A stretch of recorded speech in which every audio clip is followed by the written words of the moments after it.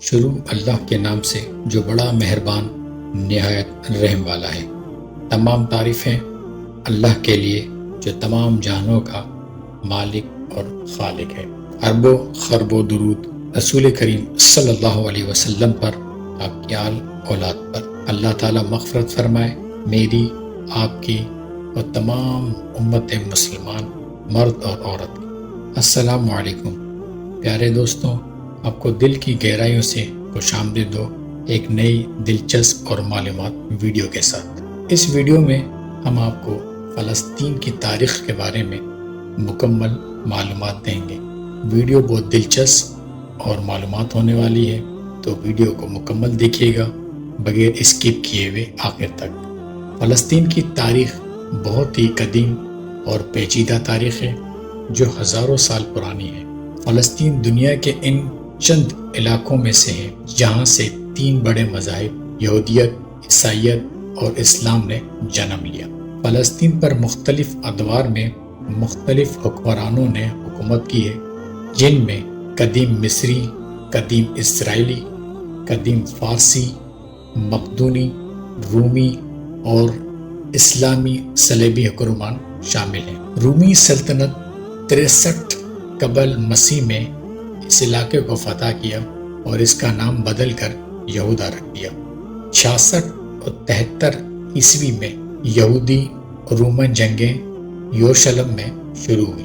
یروشلم کی تباہی اور یہودیوں کی منتشر ہونے کا باعث یہ جنگیں بنی، جس سے یہودیوں کا ڈایاسپورا شروع ہوا۔ بازنطینی اور ابتدائی اسلامی دور میں رومی حکومت کے بعد فلسطین بازنطینی سلطنت کا حصہ بن گیا۔ 638 عیسوی میں عرب مسلمانوں نے خلیفہ عمر رضی اللہ عنہ کی قیادت میں یروشلم پر قبضہ کر لیا، جس سے خطے میں اسلامی حکومت کا آغاز ہو گیا۔ اس کے بعد صلیبی دور شروع ہوا، جو کہ 1099 سے لے کر 1187 یعنی 88 سال حکومت رہی۔ پہلی صلیبی جنگ کے دوران یورپی عیسائیوں نے یروشلم پر قبضہ کیا اور یروشلم کی لاطینی سلطنت قائم کی۔ ایک مسلم رہنما صلاح الدین ایوبی نے 1187 میں یروشلم پر دوبارہ قبضہ کر لیا۔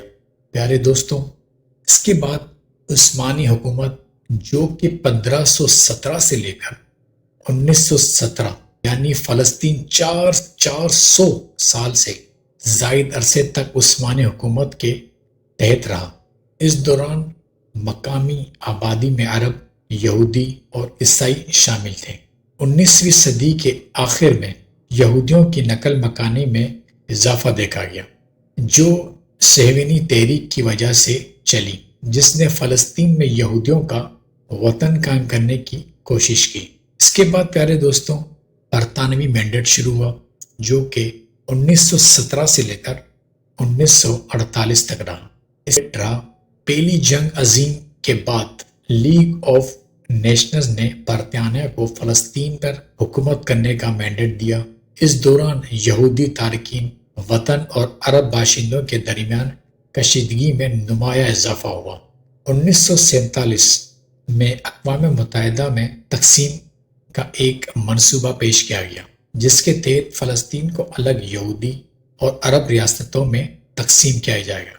اس منصوبے کو یہودی رہنماؤں نے قبول کیا، لیکن عرب رہنماؤں نے اسے مسترد کر دیا، جس کے نتیجے میں تشدد شروع ہو گیا۔ اس تشدد کے بعد اسرائیل نے اپنی آزادی کا اعلان کیا۔ 14 مئی 1948 کو یہودی ایجنسی کے سربراہ ڈیوڈ بین گوریون نے ریاست اسرائیل کی قیام کا اعلان کیا۔ اس اعلان کے نتیجے میں پہلی عرب اسرائیلی جنگ شروع ہوئی، جس کے نتیجے میں لاکھوں فلسطین عرب سے بے گھر ہو گئے۔ سن 1967 میں اسرائیل عرب ممالک کے ساتھ 6 روزہ جنگ لڑی اور فلسطین کے باقی مائد علاقوں پر بھی قبضہ کر لیا۔ تب سے لے کر اب تک اسرائیل فلسطین کے بیشتر علاقوں پر قابض ہے اور فلسطینیوں کو خود مختاری کا حق نہیں دیا گیا۔ اسرائیل نے اس مختصر مگر اہم تنازع کے دوران مغربی کنارے، غزہ کی پٹی، مشرقی یروشلم اور گولان کے پہاڑی علاقوں پر بھی قبضہ کر لیا۔ فلسطینیوں نے اپنا وطن واپس جانے اور اپنی خود مختاری ریاست قائم کرنے کے لیے متعدد جدوجہد کی ہیں، لیکن انہیں اسرائیل کی فوج طاقت اور امریکہ کی حمایت کے سامنے ناکامی کا سامنا کرنا پڑا ہے۔ آج بھی فلسطین دنیا کے سب سے بڑے مہاجر کیمپوں میں سے ایک ہے، جہاں لاکھوں فلسطین اپنے گھروں سے بے گھر ہو کر رہ رہے ہیں۔ فلسطینی مسئلہ دنیا کے سب سے طویل عرصے سے حل نہ ہونے والا مسائل میں ایک ہے، اور اس مسئلے کو حل کے لیے عالمی سطح پر مسلسل کوششیں کی جا رہی ہیں۔ فلسطین کی تاریخ ایک المناک تاریخ ہے، جس میں فلسطینیوں نے بہت ظلم اور ستم برداشت کیے ہیں، لیکن فلسطینیوں نے اپنی آزادی اور اپنا حق خود ارادیت کے لیے جدوجہد جاری رکھی ہوئی ہے، اور یہ جدوجہد ایک دن ضرور کامیاب ہوگی انشاءاللہ، آمین۔ ہم سب بحیثیت ایک مسلمان ہونے کے دعا کرتے ہیں کہ اللہ فلسطین کے غیب سے مدد فرما۔ دوستوں، یہ تھی فلسطین کی تاریخ۔ امید کرتے ہیں آپ کو یہ آج کی ویڈیو پسند آئی ہوگی۔